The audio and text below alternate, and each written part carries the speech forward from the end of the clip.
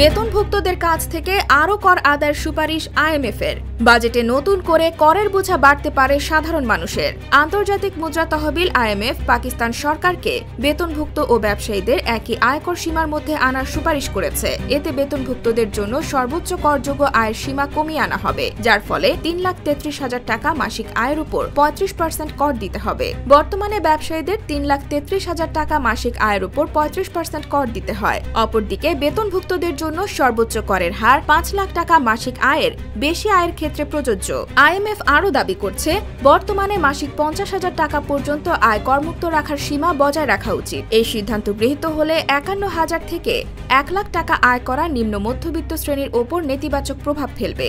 সাম্প্রতিক দুইবারের মুদ্রাস্ফীতির কারণে তাদের ক্রয় ক্ষমতা ইতিমধ্যেই উল্লেখযোগ্যভাবে কমে গেছে। ২০২৫ সালের বাজেটে তাদের সুপারিশমালায় আইএমএফ শিক্ষক ও গবেষকদের দেওয়া কর ছাড় এবং ভাতা প্রত্যাহারের কথাও বলেছে। এই সুপারিশগুলি আইএমএফ-এর বেতনভুক্ত ও ব্যবসায়ীদের কাছ থেকে প্রায় ৬৫০ বিলিয়ন টাকা অতিরিক্ত কর আদায়ের পরিকল্পনার অংশ, যা দেশটির নির্দিষ্ট আয়ের মানুষদের আরও চাপে ফেলবে। অর্থমন্ত্রী মোহাম্মদ আওরঙ্গজেব মঙ্গলবার জানিয়েছেন, আইএমএফ মিশন নতুন ও দীর্ঘমেয়াদী কর্মসূচি নিয়ে আলোচনার জন্য আগামী ৭ থেকে ১০ দিনের মধ্যে পাকিস্তানে আসবে। যদি সরকার এই সুপারিশগুলো মেনে নেয়, তাহলে পিএমএলএন সরকারের প্রতি সীমিত আয়ের মানুষদের অসন্তোষ দেখা দিতে পারে।